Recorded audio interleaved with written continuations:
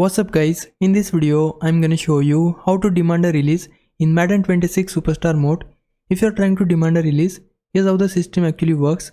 You won't see a release option when you first start your career cause it's tied completely to your influence, just like the trade feature.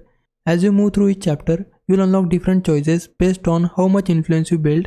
Most of that comes from completing your agent quest, performing well and hitting the goals the mode gives you.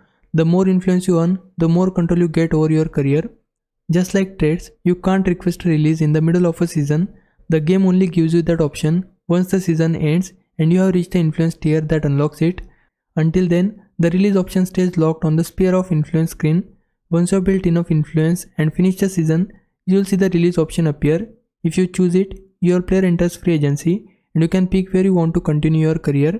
Just remember that moving teams still comes with some adjustments, new playbook, new coaches, and sometimes having to earn your spot again, but the steps are straightforward. Complete your agent quest, then earn your influence, finish the season, and after that use the release option when it unlocks.